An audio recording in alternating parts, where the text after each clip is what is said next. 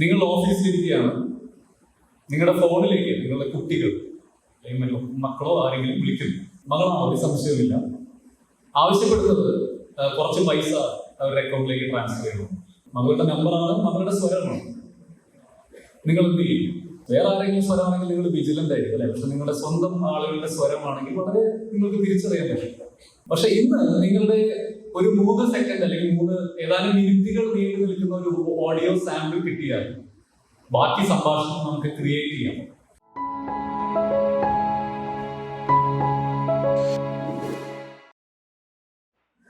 വിഷയം സാങ്കേതിക വിദ്യയും സാമാന്യ ജനവും എന്നുള്ളതാണ്. എനിക്ക് തോന്നുന്നു ഇത് പ്രത്യേകിച്ച് ഒരു ആമുഖം ഇന്ന് ആവശ്യമില്ലാത്ത ഒരു വിഷയമാണ് സാങ്കേതിക വിദ്യയും നമ്മുടെ ജീവിതവും. കാരണം അത്ര കണ്ട് സാങ്കേതിക വിദ്യ എന്ന് പറയുന്നത് നമ്മുടെ നിത്യജീവിതവുമായിട്ട് വളരെയധികം ഇഴുകിച്ചേർന്ന് കിടക്കുന്നു. ഞാൻ ആദ്യമേ തന്നെ നിങ്ങളോട് ഒരു 2 ചോദ്യം ചോദിക്കാം. ഒന്ന്, നിങ്ങളിൽ എത്ര പേർ നിങ്ങൾക്ക് സ്വതന്ത്ര ചിന്താഗതി വെച്ചു പുലർത്തുന്നു? സാമാന്യമാണ്, മുഴുവനായിട്ടല്ലെങ്കിലും സ്വതന്ത്ര ചിന്താഗതി വെച്ചു പുലർത്തുന്നു എന്ന് വിശ്വസിക്കുന്ന എത്ര പേരാണ്? ഞാനൊരു സ്വതന്ത്ര ചിന്താഗതിക്കാരനാണെന്ന് വിശ്വസിക്കുന്നു. ഓക്കെ, ഭൂരിഭാഗം.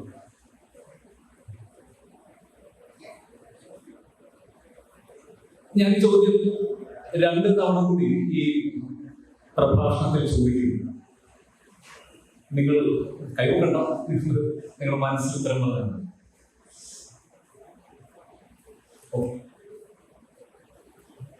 സാങ്കേതിക വിദ്യ, പ്രത്യേകിച്ച് നവ സാങ്കേതിക വിദ്യ, വേണമെങ്കിൽ ഇംഗ്ലീഷ് ഇൻഫർമേഷൻ ടെക്നോളജി എന്നൊക്കെ പറയാം, IT എന്നുള്ളത് നമ്മൾ ആദ്യമായിട്ട് കേൾക്കുന്നത് ഇന്ത്യയിലോ അല്ലെങ്കിൽ കേരളത്തിലോ എടുത്തു കഴിഞ്ഞാൽ ഏകദേശം 90-കൾക്ക് ശേഷം ആയിരിക്കും. അതിനു മുമ്പേ തന്നെ ഇന്ത്യയിലുള്ള ഒരു സാധനമാണ് IT അല്ലെങ്കിൽ ഇൻഫർമേഷൻ ടെക്നോളജി. പക്ഷെ 90-കൾക്ക് ശേഷം നിങ്ങൾക്കെല്ലാം അറിയാവുന്ന പോലെ അതിൽ വളരെ വ്യാപകമായ മാറ്റങ്ങൾ വന്നു. എന്ന് വെച്ച് കഴിഞ്ഞാൽ നമ്മുടെ മുഖ്യ എഞ്ചിനീയറിംഗ് കോളേജുകളിൽ IT ഡിപ്പാർട്ട്മെന്റുകൾ തുടങ്ങി. കാലക്രമേണ എല്ലാ ഡിപ്പാർട്ട്മെന്റുകളും IT ഡിപ്പാർട്ട്മെന്റുകളായി മാറി എന്ന് വേണമെങ്കിൽ പറയാം. നിങ്ങളുടെ എല്ലാവരുടെയും കുടുംബത്തിൽ ഒരാളെങ്കിലും IT ഫീൽഡിൽ വർക്ക് ചെയ്യുന്നുണ്ടാവുമെന്ന് എനിക്ക് ഏകദേശം ഉറപ്പിച്ചു പറയാൻ വേണേൽ പറ്റുമില്ല. അങ്ങനെ എല്ലാ കാര്യങ്ങളും ഉണ്ടാവാം. പക്ഷെ നമ്മുടെ അറിയപ്പെടുന്ന ബന്ധുക്കളിൽ ആരെങ്കിലും ഒരാൾ ആ ഒരു ഫീൽഡിൽ വർക്ക് ചെയ്യും. ഇന്ത്യയുടെ എക്കണോമി IT മേഖലയുമായിട്ട് വളരെയധികം ബന്ധപ്പെട്ട് കിടക്കുന്നതാണ്. നമ്മുടെ ഏകദേശം 25% വിദേശ നാണ്യം നേടിത്തരുന്നത് IT എക്സ്പോർട്ടിലൂടെയാണ്. ഇന്ത്യയുടെ ലോകത്തിന്റെ തന്നെ സമ്പദ്ഘടനയ്ക്ക് സാങ്കേതിക വിദ്യ നൽകുന്ന ഒരു സംഭാവന വളരെ വളരെ വലുതാണ്. പക്ഷെ അതൊന്നുമല്ല ഇന്നത്തെ വിഷയം. കഴിഞ്ഞ കുറച്ച് കാലങ്ങളിലായിട്ട്, അതായത് കോവിഡിന് ശേഷം, കോവിഡിന് മുമ്പ് എന്ന് നമുക്ക് വേണമെങ്കിൽ ഭാവി ആരെങ്കിലും ചരിത്രം എഴുതുകയാണെങ്കിൽ നമ്മുടെ ഈ കാലഘട്ടത്തിൽ തിരിക്കും. പക്ഷെ അത് കോവിഡ് കാരണമല്ല. അപ്പൊ ഞാനീ പറയാൻ പോകുന്ന എന്റെ കഥയ്ക്ക് 3 ഭാഗങ്ങളുണ്ട്. ചരിത്രം പറയുന്നില്ല. ആദ്യത്തെ ഭാഗം എന്ന് പറയുന്നത് 2022 വരെയുള്ള കാലം. ഇപ്പൊ 2022 എന്ന് പറയുമ്പോൾ അതേ കാലമല്ല, ആകെ 1.5 വർഷം ആയിട്ട്. എന്നാൽ 2022 സാങ്കേതിക വിദ്യയിൽ വ്യാപകമായ പല മാറ്റങ്ങളും വന്നു. ഒരു പക്ഷേ നിങ്ങൾക്ക് പലതിനെ കുറിച്ചും അറിവുണ്ടായിരിക്കാം, അറിവില്ലാത്തവർക്കുണ്ടായിരിക്കാം. ആദ്യത്തെ ഭാഗം 2022 വരെ എന്ത് സംഭവിച്ചു, എങ്ങനെയാണ് സാങ്കേതിക വിദ്യ സാമാന്യേന നമ്മുടെ ജീവിതത്തെ ബാധിച്ചത്, 2022 എന്ത് പ്രത്യേകതയാണ് സംഭവിച്ചത്, ഇതിനുശേഷം നമ്മൾ എങ്ങോട്ടാണ് പോകുന്നത് തുടങ്ങിയ 3 കാര്യങ്ങളാണ്, 3 കാലഘട്ടത്തെ കുറിച്ചാണ് പറയുന്നത്. ഏകദേശം ഒരു അരമണിക്കൂർ ഞാൻ പറയാൻ ആഗ്രഹിക്കുന്നു. കോവിഡിന് മുമ്പേയുള്ള കാലഘട്ടം എടുത്തു കഴിഞ്ഞാൽ അതിൽ ഏകദേശം ഒരു 2005 തൊട്ട് 2022 വരെ വേണമെങ്കിൽ നമുക്ക് ആ കാലഘട്ടത്തെ പറയാം. ആ കാലഘട്ടത്തിലാണ് സാങ്കേതിക വിദ്യ നിങ്ങളുടെ എന്റെയും അടക്കം നിത്യജീവിതത്തിന്റെ ഭാഗമായത്. അപ്പൊ നിങ്ങളത് വ്യാപകമായിട്ട് ഒരുപക്ഷെ കേരളത്തിൽ ആർട്ടിഫിഷ്യൽ ഇന്റലിജൻസ് എന്ന പദം കേൾക്കുന്നത് എന്തുകൊണ്ടാണ്? എനിക്ക് തോന്നുന്നു ഏകദേശം അധികമായിട്ടില്ല, 2 വർഷമായിട്ടുണ്ടാവും. അതിന് നമ്മൾ താങ്ക്സ് പറയുന്നത് നമ്മുടെ മോട്ടോർ വാഹന വകുപ്പിനോടാണ്. ക്യാമറ അത്ര കണ്ട് സാമാന്യ കുട്ടികൾക്ക് പോലും പരിചിതമായ ഒരു വസ്തുവാക്കിയത് നമ്മുടെ മോട്ടോർ വാഹന വകുപ്പാണ്. ക്യാമറ പിടിക്കുന്നു എന്നുള്ള പേടി നമ്മൾ കുറച്ചു കാലം ജീവിച്ചു. പക്ഷെ ഇപ്പോൾ സാധനമുണ്ട്.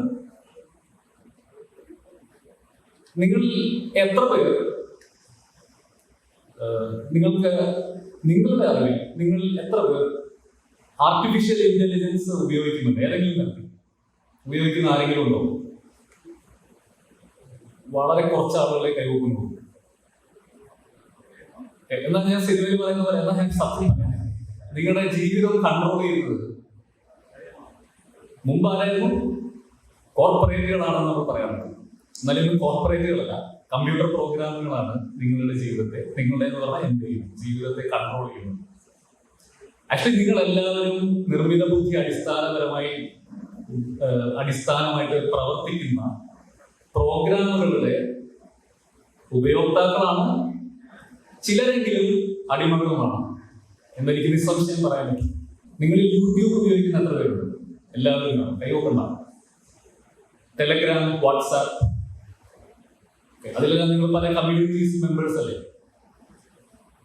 നിങ്ങൾ എല്ലാവരും ആർട്ടിഫിഷ്യൽ ഇന്റലിജൻസ് ബേസ്ഡ് ആയിട്ടുള്ള പ്രോഗ്രാമുകൾ ഉപയോഗിക്കുന്ന വ്യക്തികളാണ്. നിങ്ങൾ അറിഞ്ഞു അറിയാതെ. എങ്ങനെയാണെന്ന് ഞാനിപ്പോ പറഞ്ഞാൽ നിങ്ങൾക്ക് വളരെ പെട്ടെന്ന് മനസ്സിലാവും. നിങ്ങളുടെ യൂട്യൂബ് ഹോം പേജ് എടുത്ത് നോക്കിയാൽ മതി. നിങ്ങളുടെ ഓരോരുത്തരുടെയും യൂട്യൂബ് ഹോം പേജ് വ്യത്യസ്തമായിരിക്കുമോ? അല്ലേ? വ്യത്യസ്തമായിരിക്കും. നിങ്ങളുടെ താല്പര്യങ്ങൾക്കനുസരിച്ചുള്ള വീഡിയോസ് ആയിരിക്കും നിങ്ങളുടെ യൂട്യൂബിൽ ഉണ്ടാവുക. നിങ്ങളുടെ വ്യക്തിപരമായ താല്പര്യങ്ങൾ അതിൽ കാണാം. ഇനി ഒരു ഗ്രൂപ്പായി എടുത്തു കഴിഞ്ഞാൽ, ഞാൻ കോട്ടയം റെയിൽവേ സ്റ്റേഷനാണ് വരുന്നത്, അതിന്റെ തൊട്ടടുത്ത് മാർത്തോമ കൺവെൻഷൻ നടക്കുന്നുണ്ട്. ഇതേപോലെ ഈ ഗ്രൂപ്പിന്റെയും മാർത്തോമ കൺവെൻഷൻ ഗ്രൂപ്പിന്റെയും അവിടുത്തെ ആളുകളുടെയും യൂട്യൂബ് ചാനൽസ് അല്ലെങ്കിൽ അവര് ഫോളോ ചെയ്യുന്ന ചാനൽസ് എടുത്തു കഴിഞ്ഞാൽ അത് രണ്ടും രണ്ട് വിഭാഗത്തിൽപ്പെട്ട യൂട്യൂബ് ചാനൽസ്. മിക്കവാറും നിങ്ങൾ കാണുന്നതും അവർ കാണുന്നതിൽ അവർ കാണുന്നതും നിങ്ങൾ കാണുന്നുണ്ട്. യൂട്യൂബ് മാത്രമല്ല, നിങ്ങൾ മെമ്പറായിട്ടുള്ള വാട്സാപ്പ് ഗ്രൂപ്പുകളും രഹസ്യ ഗ്രൂപ്പുകളും ചില അങ്ങനത്തെ കൾട്ട് എന്നൊക്കെ പറയില്ലേ, അങ്ങനത്തെ ഗ്രൂപ്പുകളും എല്ലാം ഒന്നിനൊന്നും വ്യത്യസ്തമായിരിക്കും. അപ്പൊ ഇതെല്ലാം തന്നെ അടിസ്ഥാനപരമായിട്ട് പ്രവർത്തിക്കുന്നത് വളരെ സിമ്പിൾ ആയിട്ടുള്ള വേണമെങ്കിൽ പറയാം, നിർമ്മിത ബുദ്ധി അടിസ്ഥാനമാക്കിയിട്ടുള്ള കമ്പ്യൂട്ടർ പ്രോഗ്രാമിന്റെ ബേസ് ചെയ്തുകൊണ്ട്. കോർപ്പറേറ്റുകൾ അല്ല എന്ന് പറയാൻ കാരണം കോർപ്പറേറ്റുകൾക്ക് ഇതിൽ ആകെ ഒരു താല്പര്യമുള്ളൂ. എന്താണ് താല്പര്യം? ക്ലിക്ക് ബേറ്റ് എന്ന് പറയും. നിങ്ങൾ പരമാവധി സമയം ഉപയോഗിക്കുന്ന ആപ്പിൽ നിർത്തുക. വാട്സാപ്പ് ആണെങ്കിൽ നിങ്ങൾ പരമാവധി സമയം ഉപയോഗിച്ചുകൊണ്ടിരിക്കണം. അല്ലെങ്കിൽ യൂട്യൂബ് ആണെങ്കിൽ നിങ്ങൾ നിർത്താതെ അത് തോണ്ടിക്കൊണ്ട് വീഡിയോ അടുത്ത് കണ്ടുകൊണ്ടിരിക്കണം എന്നുള്ള ഒരൊറ്റ ഉദ്ദേശം മാത്രമല്ല. പക്ഷേ അതിന്റെ ഫലമായിട്ട് എന്ത് സംഭവിക്കുന്നു എന്ന് വെച്ച് കഴിഞ്ഞാൽ പോളറൈസേഷൻ എന്ന് വേണമെങ്കിൽ പറയാം. അതായത് ഒരു ഗ്രൂപ്പ് സോഷ്യൽ എക്കോ ചേംബർ എന്നൊക്കെ പറയാം. നമ്മൾ പറയുന്നത് നമ്മുടെ ആശയങ്ങളുമായിട്ട് ബന്ധപ്പെട്ട ആളുകൾ മാത്രമേ കേൾക്കുന്നുള്ളൂ. അവര് നമ്മളോട് പറയും, നമ്മൾ അവരോട് പറയും. നിങ്ങൾ പണ്ട് കാർട്ടൂണിൽ ഗോപുരം മൂടി പഴം വിറ്റ ഒരു കഥ, ഗോപുരം മൂടിയോട് ഒരുപോലെ പഴം വിൽക്കാൻ പറഞ്ഞപ്പോ അവര് അങ്ങോട്ട് കൊണ്ട് വിറ്റ് ലാസ്റ്റ് 50 വയസ്സ് കൊണ്ട് അച്ഛൻ്റെ അമ്മയുടെ അടുത്ത് ഒരു കഥയുണ്ട്. അപ്പൊ അതുപോലെയാണ് ഈ സോഷ്യൽ എക്കോ ചേംബർ എന്ന് പറയുന്നത്. അതായത് ഞാൻ എന്റെ ആശയങ്ങളുമായിട്ട് യോജിക്കുന്ന ആളുകളുമായി മാത്രമേ സംസാരിക്കുകയുള്ളൂ എന്ന് ഞാൻ തീരുമാനിക്കുന്നതല്ല. ആര് തീരുമാനിക്കുന്നതാണ്? കമ്പ്യൂട്ടർ പ്രോഗ്രാം തീരുമാനിക്കുന്നത്. കണ്ടന്റ് ക്യൂറേഷൻ എന്ന് നമുക്ക് ഇവിടെ പറയാം. നമ്മളെല്ലാവരും നമ്മുടെ പുറത്തുള്ള സമൂഹത്തെ എങ്ങനെയാണ് നമ്മൾ കാണുന്നത്, അല്ലെങ്കിൽ ഇൻഫർമേഷൻ നമുക്ക് എങ്ങനെയാണ്, എവിടെ നിന്നാണ് കിട്ടുന്നത്? ഈ വക മാധ്യമങ്ങളിലൂടെയാണ്. പക്ഷെ അത് ഹൈലി ക്യൂറേറ്റഡ് ആണ്. പണ്ടൊക്കെ ഒരു പത്രം വായിക്കുമ്പോൾ ഒരു കോമൺ വാർത്ത എല്ലാവരിലേക്കും എത്തുന്നു. ഇന്ന് അങ്ങനെയല്ല. നിങ്ങൾക്ക് ആവശ്യമുള്ള, നിങ്ങൾക്ക് ഇഷ്ടമുള്ള, നിങ്ങളുടെ മനസ്സിനെ സന്തോഷിപ്പിക്കുന്ന വാർത്ത മാത്രമേ നിങ്ങൾ കാണുകയുള്ളൂ. അല്ലെങ്കിൽ നിങ്ങളുടെ ആശയങ്ങളുമായിട്ട് യോജിക്കുന്ന കാര്യങ്ങൾ മാത്രമേ നിങ്ങൾ കാണുകയുള്ളൂ. തീർച്ചയായും അത് എന്തിലേക്ക് നയിക്കും? തീർച്ചയായും അത് പോളറൈസേഷനിലേക്ക് നയിക്കും. അത് സ്വാഭാവികമായി. ഇനി നമുക്ക് മുതലെടുക്കാം. എങ്ങനെയാണ് ഇത്തരം ഗ്രൂപ്പുകൾ ക്രിയേറ്റ് ചെയ്യുക, അല്ലെങ്കിൽ ഇത്തരം കണ്ടന്റുകൾ ക്രിയേറ്റ് ചെയ്യുക തുടങ്ങിയ കാര്യങ്ങളിലൂടെ അതിനെ നമുക്ക് മുതലെടുക്കാൻ പറ്റും. ഇപ്പൊ ആമസോണിൽ നിന്ന് സാധനം വാങ്ങിക്കുന്നതായാലും, യൂട്യൂബിൽ നിങ്ങൾ കാണുന്ന വീഡിയോസ് ആയാലും, വാട്സാപ്പിൽ നിങ്ങൾ മെമ്പറായിട്ടുള്ള ഗ്രൂപ്പുകളായാലും, അതിലെ കണ്ടന്റുകളിലൂടെയാണ് നിങ്ങൾ ലോകത്തെ ഇന്ന് മനസ്സിലാക്കുന്നത്.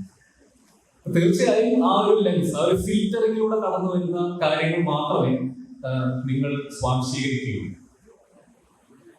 ഇത് എവിടെയാണ്, എന്തിലേക്കാണ് നയിക്കുന്നത് എന്ന് നമുക്ക് വളരെ പെട്ടെന്ന് കാണാൻ സാധിക്കും. ഇത് അതിന്റെ ഒരു വശമാണ്. ഇതിന് നല്ല വശങ്ങളല്ലേ? തീർച്ചയായിട്ടും ഉണ്ട്. ഇതിന്റെ ഏറ്റവും നല്ല വശം എന്ന് പറഞ്ഞു കഴിഞ്ഞാൽ നമുക്ക് എന്താ പറയാ, സ്വാതന്ത്ര്യമുണ്ട് എന്ന് വേണമെങ്കിൽ പറയാം. എനിക്ക് ആവശ്യമുള്ളത് മാത്രം ഞാൻ കണ്ടാൽ മതി, അല്ലെങ്കിൽ എനിക്ക് ആവശ്യമുള്ള സാധനങ്ങൾ മാത്രമേ ആമസോൺ എനിക്ക് കാണിച്ചു തരികയുള്ളൂ. അത് നല്ലതാണ്. പക്ഷെ അതിനുള്ള മറുവശം എന്ന് പറഞ്ഞു കഴിഞ്ഞാൽ അത് മാത്രമായിട്ട് എന്റെ ലോകം ചുരുങ്ങുകയും ചെയ്യും. 2022 വരെയുള്ള കഥയാണ് ഇത്. 2005 തൊട്ട് 2022 വരെ ഇത്തരം പ്രോഗ്രാമുകൾ, ആർട്ടിഫിഷ്യൽ ഇന്റലിജൻസ് ബേസ്ഡ് ആയിട്ടുള്ള പ്രോഗ്രാമുകൾ ദൂരവ്യാപകമായിട്ട് ഉപയോഗിക്കപ്പെടാൻ തുടങ്ങി. അതിലൂടെ ഈ പറഞ്ഞ നേട്ടങ്ങളും കോട്ടങ്ങളും ഒരേ സമയം സമൂഹത്തിന് അനുഭവവേദ്യമായി. ഈ പ്രോഗ്രാം എങ്ങനെയാണ് വർക്ക് ചെയ്യുന്നത് വെച്ചാൽ, എങ്ങനെയാണ് യൂട്യൂബിന് അറിയുന്നത് നിങ്ങൾക്ക് ഇഷ്ടമുള്ള സംഗതികൾ ഇതാണ് എന്നുള്ളത്? എങ്ങനെയാണ് അത് പഠിച്ചെടുക്കുന്നത്? ഇപ്പൊ നിങ്ങൾ യൂട്യൂബ് ആദ്യമായിട്ട് ഒരാൾ ഓപ്പൺ ചെയ്യുകയാണെങ്കിൽ ആ പ്രോഗ്രാമിന് അറിഞ്ഞുകൂടാ നിങ്ങളുടെ താല്പര്യങ്ങൾ എന്താണ്, നിങ്ങളുടെ ടേസ്റ്റ് എന്താണെന്ന് അറിഞ്ഞുകൂടാ. അപ്പൊ അതെങ്ങനെയാണ് അത് പഠിച്ചെടുക്കുന്നത്? അത് നിങ്ങൾ തന്നെ കൊടുക്കുന്ന ഡാറ്റ ഉപയോഗിച്ചാണ് അത് പഠിച്ചെടുക്കുന്നത്. കാരണം നിങ്ങൾക്ക് ഒരു 10 വീഡിയോ നിങ്ങൾ കാണുമ്പോൾ അതിന് മനസ്സിലാവും ഇയാളുടെ ടേസ്റ്റ് ഇതൊക്കെയാണ്, ഇയാൾക്ക് ഇന്ന കാര്യങ്ങളോടാണ് കൂടുതൽ താല്പര്യം, അല്ലെങ്കിൽ സമീപകാലത്തെ കൂടുതൽ താല്പര്യമാകുന്നതിനനുസരിച്ച് അതിന്റെ സാധനങ്ങൾ മാറും. നിങ്ങൾ സമീപകാലത്തെ ചെസ്സിൽ പുതിയതായിട്ട് ഇൻട്രസ്റ്റ് വന്നു കഴിഞ്ഞാൽ നിങ്ങൾ 1-2 ചെസ് വീഡിയോ കണ്ടാൽ മതി, നിങ്ങൾ അതുമായിട്ട് ബന്ധപ്പെട്ട കൂടുതൽ വീഡിയോസ് നിങ്ങൾ കാണാൻ. അപ്പൊ നിങ്ങൾ തന്നെ കൊടുക്കുന്ന ഡാറ്റ ഉപയോഗിച്ചാണ് ഈ പ്രോഗ്രാമുകൾ വർക്ക് ചെയ്യുന്നത്. അതിനെ ട്രെയിൻ ചെയ്യുന്നതും ഈ ഡാറ്റ ഉപയോഗിച്ചാണ്. അപ്പൊ അതുകൊണ്ടാണ് ഇന്നത്തെ കാലത്ത് data is the new oil എന്ന് പറയുന്നത്. പഴയകാലത്ത് ഓയിലാണ് ഏറ്റവും വിലപിടിപ്പുള്ള സംഗതി എന്ന് പറയുന്നത്. ഇന്ന് അതല്ല, ഇന്ന് ഡാറ്റയാണ്. എനിക്ക് തോന്നുന്നു പക്ഷെ സാമാന്യ ജനങ്ങൾക്ക് അത്ര കണ്ട് വ്യക്തതയില്ലാത്തൊരു മേഖലയാണ്. ഇപ്പൊ എന്റെ അമ്മയ്ക്ക് ചോദിക്കുന്ന പോലെ ഇച്ചിരി ഡാറ്റ എല്ലാവരും കൊണ്ടുപോയിക്കൊണ്ട് അത്ര പ്രശ്നം. എന്റെ ബർത്ത്ഡേ അറിഞ്ഞുകൊണ്ട് ഗൂഗിളിൽ എന്താണ് ഗുണം ഉപയോഗിച്ച് കഴിഞ്ഞാൽ തീർച്ചയായും ഗുണമുണ്ട്. അത്തരം ഡാറ്റ ഉപയോഗിച്ചാണ് ഇത്തരം പ്രോഗ്രാമുകളെ ട്രെയിൻ ചെയ്യുന്നത്. ഇത് 2022 വരെയുള്ള കഥയാണ്. 2022 വരെ നമുക്ക് വേണമെങ്കിൽ പറയാം ഈ പറഞ്ഞ പ്രശ്നങ്ങളും ഈ പറഞ്ഞ ഗുണങ്ങളും എല്ലാം അനുഭവവേദ്യമായിരുന്നു 2022 വരെ എന്ന് പറയാം. പിന്നെ എന്താണ് കോവിഡിന് ശേഷം സംഭവിച്ചത്? പല മാറ്റങ്ങൾ സംഭവിച്ചു. അതിന് കോവിഡുമായിട്ട് പ്രത്യക്ഷത്തിൽ ബന്ധമൊന്നുമില്ല. കോവിഡ് കാലത്ത് വീട്ടിൽ അടച്ചിരുന്നത് നമ്മൾ കുറെ കൂടി എന്താ പറയുക, ഓൺലൈൻ പ്രൊഡക്ട്സ് ഒക്കെ ഉപയോഗിക്കാൻ തുടങ്ങി എന്നുള്ളതൊരു വസ്തുതയാണ്. അപ്പൊ നമ്മൾ ആദ്യമായിട്ട് ചക്കക്കുരു പായസമൊക്കെ കണ്ടു തുടങ്ങിയത് നമ്മൾ ആ സമയത്താണ്. യൂട്യൂബ് ചാനൽസ് വളരെയധികം വ്യാപകമായി. മിക്കവാറും നിങ്ങളുടെ ആരെങ്കിലൊക്കെ മക്കൾക്കോ അല്ലെങ്കിൽ മക്കളുടെ മക്കൾക്കോ ഒക്കെ യൂട്യൂബ് ചാനൽ, എനിക്ക് തോന്നുന്നു എല്ലാ ഫാമിലിക്കും യൂട്യൂബ് ചാനൽ ഉണ്ടെന്നാണ് എന്റെ അറിവ്. ശരിയാണോ? അങ്ങനെ എല്ലാ കാര്യങ്ങളും ഉണ്ടാവാം. മിക്കവാറും കുട്ടികൾക്കൊക്കെ ചാനൽസ് ഉണ്ട്. ചാനലിലൂടെ പ്രശസ്തരാവുക എന്ന് പറയുന്നത് കുട്ടികളുടെ ഒരു ഉണ്ട്, അത് ചിരിക്കുന്നുണ്ട്. ചാനലിലൂടെ പ്രശസ്തരാവുക എന്നുള്ളത് യൂത്തിന്റെ ഒരു ആസ്പിറേഷനാണ്. പക്ഷേ അത് നല്ലതാണ്. പക്ഷെ അതിന്റെ ഭാവി 2022 കൂടി അത്ര ശോഭനമല്ല എന്നാണ് നമുക്ക് കാണാൻ സാധിക്കും. ഞാൻ ഏതാണ്ട് സമീപകാലത്തിലുള്ള വാർത്തകൾ ഞാൻ പറയാം. നിങ്ങൾ ചിലപ്പോൾ ഒരു പക്ഷെ കേട്ട് കാണും. ഒരു 6 മാസം മുമ്പ് ഹോളിവുഡിൽ ഇംഗ്ലീഷ് സിനിമാ ലോകത്ത് ഏകദേശം ഒരു 3-4 മാസം, എനിക്ക് അതിൽ കൂടുതൽ നീണ്ടു നിൽക്കുന്ന ഒരു സമരം നടന്നു. സമരം ആക്ടേഴ്സും കണ്ടന്റ് റൈറ്റേഴ്സും ഒക്കെയാണ് സമരം നടത്തിയത്. അവരുടെ സമരം ആവശ്യങ്ങളിൽ ഒരു കാര്യം എന്ന് പറയുന്നത് ഈ നിർമ്മിത ബുദ്ധി കാരണം ഞങ്ങളുടെ പണി പോകാൻ സാധ്യതയുണ്ട്, അതുകൊണ്ട് അതിൽ നിന്നും സംരക്ഷണം വേണം എന്നുള്ളതായിരുന്നു. അപ്പൊ നമുക്ക് പെട്ടെന്ന് ചിന്തിച്ചു കഴിഞ്ഞാൽ എങ്ങനെയാണ് നിർമ്മിത ബുദ്ധി കാരണം എങ്ങനെയാണ് മമ്മൂട്ടിയുടെ മോഹൻലാലിലേക്ക് പണി പോകുന്നതെന്ന് ചോദിച്ചു കഴിഞ്ഞാൽ പോകാം, പ്രത്യേകിച്ച് 2022 ശേഷം. കാരണം 2022 വരെ ഞാൻ നേരത്തെ പറഞ്ഞ കണ്ടന്റ് ക്യൂറേഷൻ എന്ന് പറഞ്ഞാൽ നിങ്ങൾക്ക് ആവശ്യമുള്ള സാധനങ്ങൾ തിരഞ്ഞെടുത്ത് കാണിച്ചു തരിക, വീഡിയോസ് ആയാലും ഫോട്ടോസ് ആയാലും. അതിൽ നിന്നും മാറി വളരെ വലിയ മാറ്റമാണ്. അതിൽ നിന്നും മാറി കണ്ടന്റ് ക്രിയേഷനിലേക്ക് കാര്യങ്ങൾ മാറും. കണ്ടന്റ് ക്രിയേഷൻ എന്ന് വെച്ച് കഴിഞ്ഞാൽ നിങ്ങൾക്ക് ആവശ്യമുള്ള വീഡിയോസ് ആരെങ്കിലും ഉണ്ടാക്കിയിട്ടുണ്ട് കാണിക്കുന്നതല്ല. ഇനി എന്ത് ചെയ്താൽ മതി, നിങ്ങൾക്ക് തന്നെ വീഡിയോ ക്രിയേറ്റ് ചെയ്യാം. നമ്മുടെ രാഷ്ട്രീയ എതിരാളിയെ കുറ്റം പറയുന്ന ഒരു 5 വീഡിയോ പ്ലീസ് ഉണ്ടാക്കി തരും പറഞ്ഞു കഴിഞ്ഞാൽ ഉണ്ടാക്കി തരാനുള്ള സംവിധാനം ഇന്നുണ്ട്. ഇങ്ങനെ ഒരു ന്യൂസ് ആലോചിക്കുക. നിങ്ങൾ ഓഫീസിലിരിക്കുകയാണ്, നിങ്ങളുടെ ഫോണിലേക്ക് നിങ്ങളുടെ കുട്ടികൾ മക്കളോ ആരെങ്കിലും വിളിക്കുന്നു. മകളാണ്, ഒരു സംശയവുമില്ല. ആവശ്യപ്പെടുന്നത് കുറച്ച് പൈസ അവരുടെ അക്കൗണ്ടിലേക്ക് ട്രാൻസ്ഫർ ചെയ്യണം. മകളുടെ നമ്പറാണ്, മകളുടെ സ്വരമാണ്. നിങ്ങൾ എന്ത് ചെയ്യും? വേറെ ആരെങ്കിലും സ്വരമാണെങ്കിൽ നിങ്ങൾ വിജിലന്റ് ആയിരിക്കും അല്ലെ? പക്ഷെ നിങ്ങളുടെ സ്വന്തം ആളുകളുടെ സ്വരമാണെങ്കിൽ വളരെ നിങ്ങൾക്ക് തിരിച്ചറിയാൻ പറ്റും. പക്ഷെ ഇന്ന് നിങ്ങളുടെ ഒരു 3 സെക്കൻഡ് അല്ലെങ്കിൽ ഏതാനും മിനിറ്റുകൾ നീണ്ടു നിൽക്കുന്ന ഒരു ഓഡിയോ സാമ്പിൾ കിട്ടിയാൽ ബാക്കി സംഭാഷണം നമുക്ക് ക്രിയേറ്റ് ചെയ്യാം. ക്രിയേറ്റ് ചെയ്യാൻ വളരെ എളുപ്പമാണ്. മറ്റൊരു വാർത്ത പറയാം. അടുത്ത കാലത്ത് നരേന്ദ്രമോദി നമ്മുടെ തമിഴിൽ പ്രസംഗിച്ച വീഡിയോ നിങ്ങൾ കേൾക്കുന്നു. നിങ്ങൾ കണ്ടു കാണില്ല, കാരണം നിങ്ങളുടെ ഗ്രൂപ്പിൽ നരേന്ദ്രമോദി ഹിന്ദിയിൽ പ്രസംഗിച്ചപ്പോൾ അത് തത്സമയം പുള്ളിയുടെ തന്നെ ആക്ഷനോടുകൂടി തമിഴിലേക്ക്, പുള്ളി തമിഴ് സംസാരിക്കുന്ന അതേ ലുക്ക് ആൻഡ് ഫീൽ, അതേ സമയം അതിന് ചില സാങ്കേതിക ബാക്ക്ഗ്രൗണ്ട് എങ്കിലും നൽകി നമ്മുടെ ആലപ്പുഴ പ്രശസ്തമായിരിക്കും. തത്സമയം ട്രാൻസ്ലേറ്റ് ചെയ്യാൻ പറ്റും. ഞാൻ പറഞ്ഞ കണ്ടന്റ് ക്യൂറേഷനിൽ നിന്നും കണ്ടന്റിന്റെ ക്രിയേഷനിലേക്ക് ലോകം മാറും. വളരെ പെട്ടെന്നാണ് മാറിയത് 2022. ഇതെങ്ങനെ സംഭവിച്ചു എന്ന് വെച്ച് കഴിഞ്ഞാൽ 2022 ഒരു സുപ്രഭാതത്തിൽ അത് സംഭവിച്ചതല്ല. ഏതാണ്ട് 2015 തൊട്ട് ഒരുപാട് ഘടകങ്ങൾ കൂടിച്ചേർന്ന് ഒരു വലിയ റിസർച്ച് ഒരു ടീം രൂപവൽക്കരിക്കുകയും അതിലൂടെയാണ് അത് കടന്നു. ഇഷ്ടംപോലെ പൈസ ആവശ്യമുള്ളതാണ്. 2022 അത് നമുക്ക് അനുഭവവേദ്യമായത്. എങ്ങനെയാണെന്ന് വെച്ച് കഴിഞ്ഞാൽ നമുക്ക് അറിയാവുന്ന പോലെ ChatGPT എന്ന് പറയുന്ന ടൂളിലൂടെയാണ് നമുക്കത് അനുഭവവേദ്യമായത്. പക്ഷെ എനിക്ക് തോന്നുന്നു ഈ ഒരു ഗ്രൂപ്പിലെങ്കിലും ChatGPT ഉപയോഗിക്കാത്തവർ ഇഷ്ടംപോലെ കാണാം. ഉപയോഗിക്കാത്ത എത്ര പേരുണ്ടെന്ന് പറയാമോ? ഞാൻ ഇടയ്ക്കിടയ്ക്ക് ചോദിക്കും. ഒരുപാട് പേരുണ്ട്.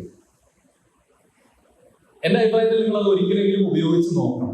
എന്താണെന്ന് അറിയാം.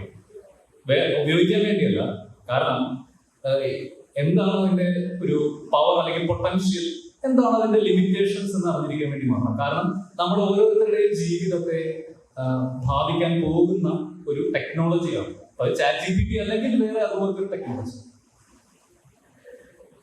പറഞ്ഞു വന്ന കണ്ടന്റ് ക്യൂറേഷൻ, കണ്ടന്റ് ക്രിയേഷനിലേക്കാണ്. ChatGPT ചെയ്യുന്നത് അതിലെ കണ്ടന്റ് ക്രിയേഷൻ എന്നുള്ളതിൽ എഴുത്ത് മാത്രമാണ്. എഴുത്ത് എന്ന് പറഞ്ഞാൽ നിങ്ങൾക്ക് എന്തും എഴുതാം. ഒരു കഥ എഴുതി തരാൻ ആവശ്യപ്പെടാം. ലേഖനങ്ങൾ, ഒരു ലേഖനം അല്ലെങ്കിൽ ഒരു കഥ, ചെറുകഥ അല്ലെങ്കിൽ even ഒരു നോവൽ എഴുതുന്നതിന് എനിക്ക് യാതൊരു ബുദ്ധിമുട്ടും ഇല്ലാതെ എഴുതാൻ പറ്റും. അതിന്റെ ക്വാളിറ്റി ചർച്ചാ വിഷയമാണ്. പക്ഷെ അതല്ല അതിന്റെ കാര്യം. അത് എഴുത്തിന്റെ കാര്യമാണ്. കുറച്ചുകൂടി മുന്നോട്ട് പോയി കഴിഞ്ഞാൽ ഏതാനും ദിവസങ്ങൾക്ക് മുമ്പ് നിങ്ങൾ എത്ര പേര് കണ്ടുവന്നില്ല, ഈ OpenAI ChatGPTയുടെ തന്നെ കമ്പനിയായിട്ടുള്ള OpenAI സോറ എന്ന് പറയുന്ന ഒരു ആപ്പ് റിലീസ് ചെയ്തു. എത്ര പേര് കേട്ടിട്ടുണ്ട്? കുറച്ച് പേര്. ആരും കേട്ടിട്ടില്ല? കുറച്ച് പേരെങ്കിലും കേട്ടു. 1-2 പേര്. ചെയ്യുന്നത് ഇത്ര മാത്രം. നിങ്ങൾ ഒരു പ്രോംപ്റ്റ് കൊടുക്കുക, അതായത് എഴുതുക. ചിന്താവിഷ്ടയായ ശ്യാമ സിനിമ നിങ്ങൾ കണ്ടില്ലേ? അതിൽ ശ്രീനിവാസൻ ഡയറക്റ്റ് ചെയ്യാൻ പോകുന്ന ഒരു രംഗമുണ്ട്. പുള്ളി എങ്ങനെയാണ് ചെയ്തത്? പുള്ളി പറഞ്ഞു പഠിക്കണം. നടി കുളത്തിലേക്ക് ചാടുന്നു, മുങ്ങി വീഴുന്നു. നമ്മുടെ കൽപ്പടവിൽ ഇരിക്കുകയാണ് പരിമളം സോ, അത് തേക്കുന്നു അല്ലെ? ഇനി അതൊരു തമാശയല്ല, അത്രയും പറഞ്ഞാൽ മതി. അങ്ങനെ ഒരു പ്രോംപ്റ്റ് കൊടുക്കുകയാണെങ്കിൽ ആ വീഡിയോ നമുക്ക് ക്രിയേറ്റ് ചെയ്ത് തരും. ഇപ്പൊ പുതിയ ഒരു ആക്ടേഴ്സിനെ സൃഷ്ടിക്കാൻ, പുതിയൊരു ആക്ടറിനെ അല്ലെങ്കിൽ ആക്ട്രസിനെ സൃഷ്ടിക്കാൻ, പുതിയൊരു സിനിമ സൃഷ്ടിക്കാൻ നിങ്ങൾക്ക് പ്രോംപ്റ്റിംഗ് എന്ന് പറഞ്ഞാൽ കുറച്ച് പേരെങ്കിലും പ്രോംപ്റ്റ് എഞ്ചിനീയറിംഗ് എന്ന് പറഞ്ഞിട്ട് ഒരു സാധനം കേൾക്കുന്നു. പ്രോംപ്റ്റ് എഞ്ചിനീയറിംഗ് എന്ന് പറഞ്ഞാൽ ഇതാണ്. അതായത് നിങ്ങൾക്ക് എഞ്ചിനീയറിംഗ് അത്ര അറിഞ്ഞില്ലെങ്കിലും ഈ ഇത്തരം ടൂളുകളെ പ്രോംപ്റ്റ് ചെയ്യാൻ അറിഞ്ഞാൽ മതി. അതിന് കൃത്യമായിട്ട് കാര്യങ്ങൾ പറഞ്ഞു കൊടുക്കാൻ അറിഞ്ഞാൽ മതി. അപ്പൊ നമ്മുടെ ശ്രീനിവാസൻ പോലെ നടി കുളത്തിലേക്ക് ചാടുന്നത് അത് കൃത്യമായിട്ട് പറഞ്ഞു കൊടുക്കണം. ബാക്കി തീർച്ചയായും നിങ്ങൾ കണ്ടു കഴിഞ്ഞാൽ അതിന്റെ ക്വാളിറ്റി അറ്റ്ലീസ്റ്റ് വളരെ അമേസിംഗ് ആയിട്ട് എനിക്ക് തോന്നി, നിങ്ങൾക്കും തോന്നും. അപ്പൊ നിങ്ങൾക്ക് നേരത്തെ പറഞ്ഞ ന്യൂസിന്റെ കാര്യം മനസ്സിലായിട്ടോ. ആക്ടേഴ്സിന്റെ ജോലി പോകും എന്നുള്ളത് എന്തുകൊണ്ടാണ്, അല്ലെങ്കിൽ കണ്ടന്റ് ക്രിയേറ്റേഴ്സിന്റെ ജോലി നഷ്ടപ്പെടും എന്ന് പറയുന്നത് എന്തുകൊണ്ടാണ്? കാരണം കണ്ടന്റ് ക്രിയേഷൻ എന്ന് പറയുന്നത് അത്ര സർഗാത്മകത ആവശ്യമില്ലാത്ത ഒരു പ്രക്രിയയായി മാറും. എഴുത്തും മാറും, എഴുത്തുപണി മാറി എന്ന് വേണമെങ്കിൽ പറയാം. പല എഴുത്തുകാരും ChatGPT പോലുള്ള ടൂൾസുകൾ ഉപയോഗിക്കുന്നുണ്ട് അവരുടെ കൃതികൾ മികച്ചതാക്കാൻ, കുറച്ചും കൂടി നല്ലതാക്കാൻ. ഈ കണ്ടന്റ് ക്രിയേഷനിലേക്ക് മാറുമ്പോൾ കണ്ടന്റ് ക്യൂറേഷൻ തന്നെ വലിയൊരു പ്രശ്നമായിരുന്നു. നമ്മുടെ സമൂഹത്തിൽ വ്യാപകമായിട്ടുള്ള മാറ്റങ്ങൾ ഉണ്ടായി. അങ്ങനെയാണെങ്കിൽ കണ്ടന്റ് ക്രിയേഷൻ എന്തായിരിക്കും ഉണ്ടാക്കുന്നത്? കണ്ടന്റ് ക്രിയേഷൻ അതിലും വലിയ ദൂരവ്യാപകമായ പ്രത്യാഘാതങ്ങൾ ഉണ്ടാകും. ഇതിൽ ജോലി പോകുന്ന കാര്യം വളരെ ചെറിയ ഒരു ഘടകം മാത്രമാണ്. ഒരു ജോലി പോകുമ്പോൾ വേറെ എന്തെങ്കിലും കിട്ടും. രണ്ട് മേഖലയിലായിരിക്കും. നമുക്ക് അതിനെക്കുറിച്ച് വേണമെങ്കിൽ ഡീറ്റെയിൽ ചെയ്യാൻ പറയാം. പക്ഷേ അതിനേക്കാൾ ഉപരിയായിട്ടുള്ള വലിയ പ്രശ്നങ്ങൾ അത് സൃഷ്ടിക്കും. നേരത്തെ പറഞ്ഞ പോലെ ഫേക്ക് കോൾസ്, ഫേക്ക് വീഡിയോസ് നിർമ്മിക്കുക എന്ന് പറയുന്നത് വളരെയധികം എളുപ്പമാണ്, പ്രചരിപ്പിക്കാനും വളരെ എളുപ്പമാണ്. കഴിഞ്ഞ മാസം ദാവോസിൽ നിങ്ങൾക്ക് ഒരുപക്ഷെ അറിയാമായിരിക്കും, ലോക സാമ്പത്തിക ഫോറം നടക്കുകയുണ്ടായി. ജനുവരി ആദ്യ 2 വാരങ്ങളിലായി. അതിൽ അവതരിപ്പിച്ച ഒരു പ്രമേയം എന്ന് പറയുന്നത് 2024, അതായത് ഈ വർഷവും വരും 2 വർഷങ്ങളിലും ലോകം അഭിമുഖീകരിക്കാൻ പോകുന്ന ഏറ്റവും വലിയ പ്രശ്നം എന്താണ്? നിങ്ങളുടെ കാഴ്ചപ്പാടിൽ ഇന്ന് ലോകം നേരിടുന്ന ഏറ്റവും വലിയ പ്രശ്നം എന്താണ്?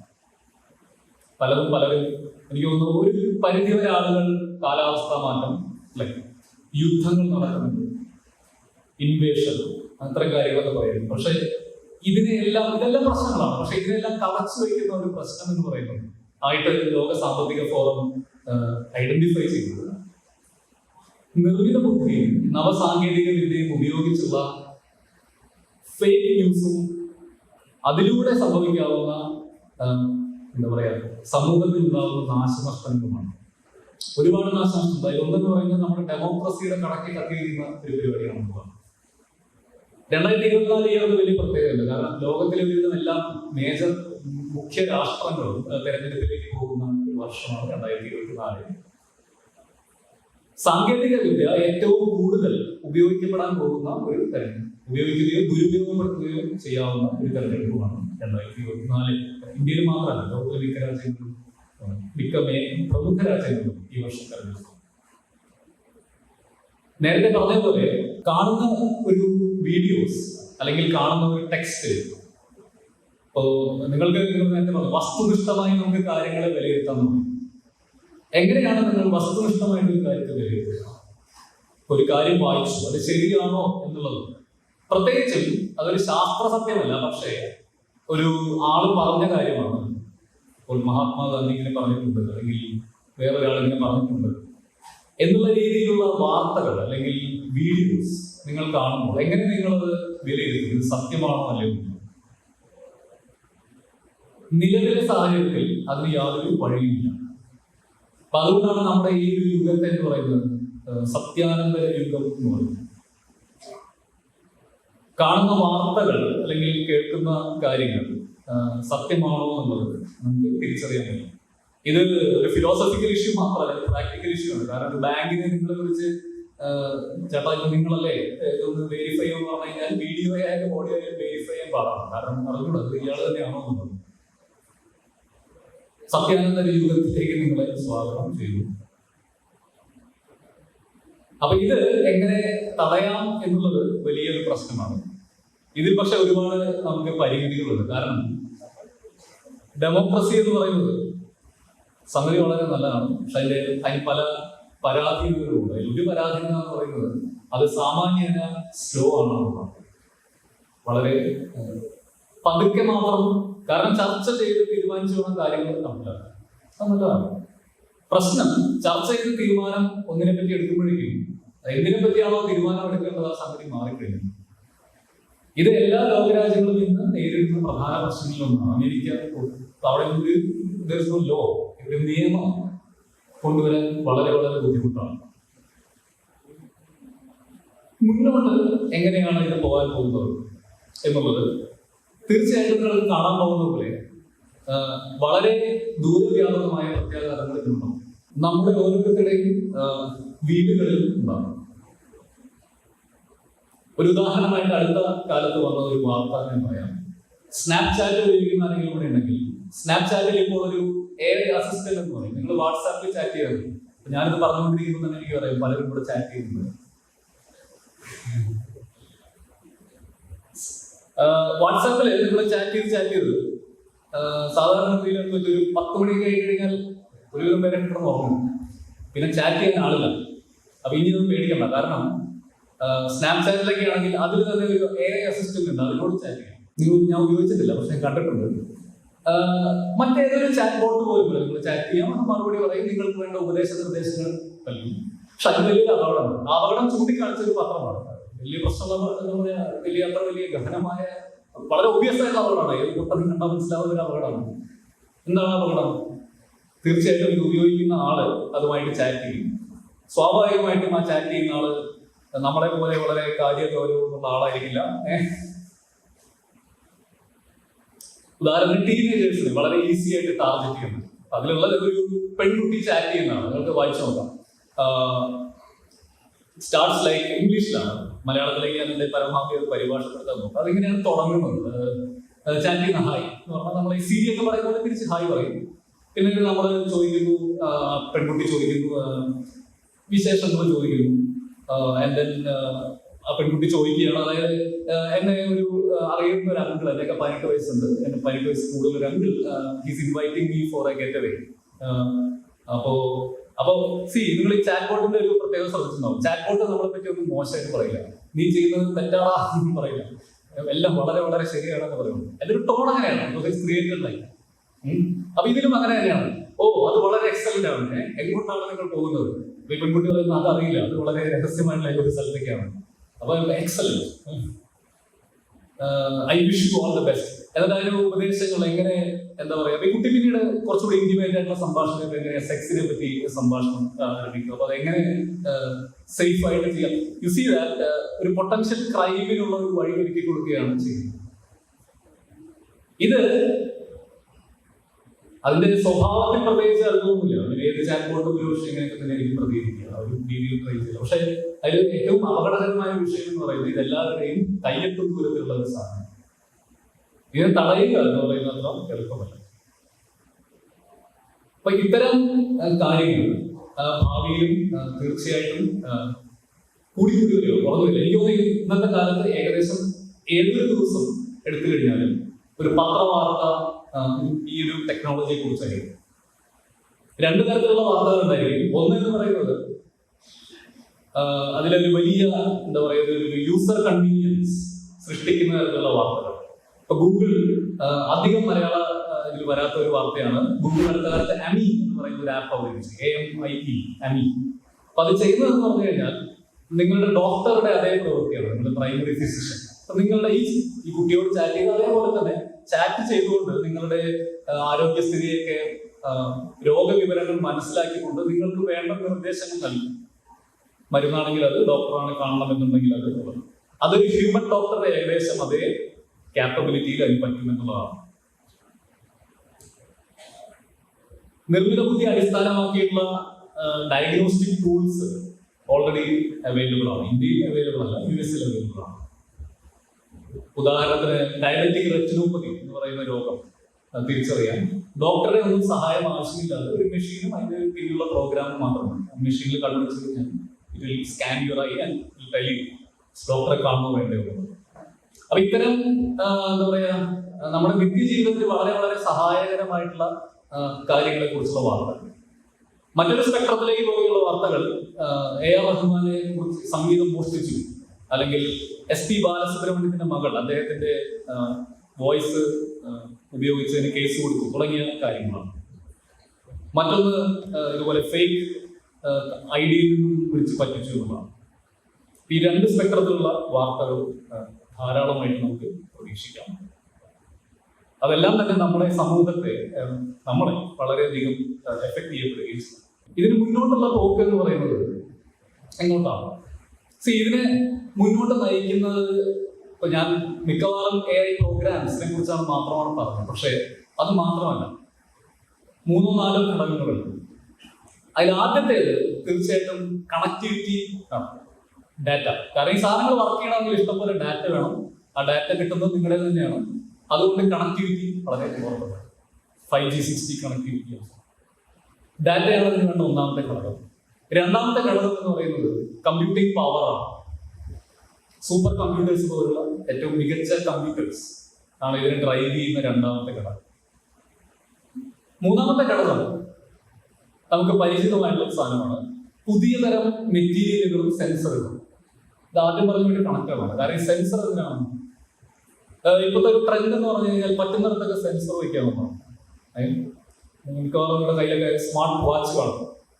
സ്മാർട്ട് വാച്ചിലുള്ള ഇഷ്ടംപോലെ സെൻസേഴ്സ് ഉണ്ട്. വീണ്ടും ഒരു വാർത്തയിലേക്ക് വരികയാണെങ്കിൽ ഇപ്പൊ മുമ്പത്തെ ദിവസം നിങ്ങളൊരു വാർത്ത വായിച്ചതാണ്. എലോൺ മസ്കിന്റെ ഒരു കമ്പനി ന്യൂറാലിങ്ക് എന്ന് പറയുന്ന ഒരു കമ്പനി നമ്മുടെ തലച്ചോറിനകത്ത് ഒരു ചിപ്പ് ഘടിപ്പിച്ചു കഴിഞ്ഞാൽ നമ്മുടെ ചിന്തകളെ നമുക്ക് ഈ പണ്ടൊക്കെ ആണെങ്കിൽ ഒരു പ്രോഗ്രസ് നമുക്ക് കാണാം. അപ്പൊ ഈ ഫാനൊക്കെ ഓൺ ചെയ്യണമെങ്കിൽ എനിക്ക് സ്വിച്ച് ഇടണം അല്ലേ, അവിടെ പോയി സ്വിച്ച് ഇടണം. അപ്പൊ അതിൽ നിന്ന് കടന്ന് പിന്നീട് നമ്മൾ അത് ഉണ്ടാക്കി സ്വിച്ച് എണീച്ച് വീടാനുള്ള ബുദ്ധിമുട്ട് കാരണം റിമോട്ട് അല്ലെങ്കിൽ സ്മാർട്ട് ഫോൺ ഉപയോഗിച്ച് ഫാൻ ഓപ്പറേറ്റ് ചെയ്യുന്നതാണ്. ഇനി അതും വേണ്ട, ഇനി വെറുതെ ആലോചിച്ചാൽ മതി, ഫാൻ ഓൺ ആവട്ടെ എന്ന് ആലോചിച്ച് കഴിഞ്ഞാൽ ഫാൻ ഓൺ ആവും. Internet of things. അപ്പൊ അതിനെല്ലാം അടിസ്ഥാനപരമാകും സെൻസറുകളാണ്. എല്ലായിടത്തും സെൻസർ ഫിറ്റ് ചെയ്ത് കഴിഞ്ഞാൽ ഡാറ്റ ഒരുപാടായിട്ട് കിട്ടും. അത് ഉപയോഗിച്ച് ഒരുപാട് കാര്യങ്ങൾ ചെയ്യാൻ പറ്റും. ഇതിന് ഒരുപാട് ഗുണങ്ങളുണ്ട്. ഉദാഹരണത്തിന് അഗ്രികൾച്ചറൽ ഫീൽഡിൽ നിങ്ങൾക്ക് കൃത്യമായ നനരീതി ആവർത്തിക്കണമെങ്കിൽ, അതായത് ദിവസവും 6 മണിക്ക് വെള്ളം ഒഴിക്കുന്നതിന് പകരം ആ നനവ് പോകുമ്പോൾ മാത്രം അത് സെൻസ് ചെയ്തുകൊണ്ട് ഓട്ടോമാറ്റിക് ആയിട്ട് ഇറിഗേറ്റ് ചെയ്യുന്ന സിസ്റ്റം എനിക്ക് തോന്നുന്നു നമ്മുടെ കഴിഞ്ഞ പ്രാവശ്യത്തെ കർഷകശ്രീ ജേതാവ് ഉപയോഗിച്ചിട്ടുണ്ടെന്നാണ് ഈ പത്രമാധ്യമങ്ങളിൽ വായിച്ചത്. അപ്പൊ അത്തരം ഡ്രോൺ ടെക്നോളജി ഇതെല്ലാം തന്നെ ഇതിന്റെ എല്ലാം ഒരു പോസിറ്റീവ് വശങ്ങളാണ്. കണക്ടിവിറ്റി, കമ്പ്യൂട്ടിംഗ് പവർ, അതുപോലെ സെൻസറുകൾ. ഇതിലേറ്റവും അവസാനം വരുന്നതാണ് സോഫ്റ്റ്വെയർ എന്ന് പറയുന്നത്. അവിടെയാണ് നമ്മുടെ കാക്കനാട് ഇൻഫോ പാർക്കിലെ ആളുകളൊന്നും വർക്ക് ചെയ്യുന്നത്. ഈ 4 ഘടകങ്ങൾ മുന്നേറുമ്പോൾ ഇതിൽ ഓരോ ദിവസവും പുതിയ കാര്യങ്ങൾ പ്രതീക്ഷിക്കാം. അതിൽ നല്ല കാര്യങ്ങളുണ്ടാവും, ചീത്ത കാര്യങ്ങളുണ്ടാവും. ഞാൻ നേരത്തെ പറഞ്ഞ പോലെ ഏറ്റവും വലിയ അവസരങ്ങളുടെയും അതേസമയം ഏറ്റവും വലിയ വെല്ലുവിളികളുടെയും കാലമാണ്. അതായത് ചരിത്രത്തിൽ ഇതേവരെ കണ്ടിട്ടില്ലാത്ത തരത്തിലുള്ള വെല്ലുവിളികളുടെയും അതേപോലെ അവസരങ്ങളുടെയും കാലമാണ് വരാനിരിക്കുന്നത്. സത്യാഗ്രഹത്തിലേക്ക് സ്വാഗതം ചെയ്തുകൊണ്ട്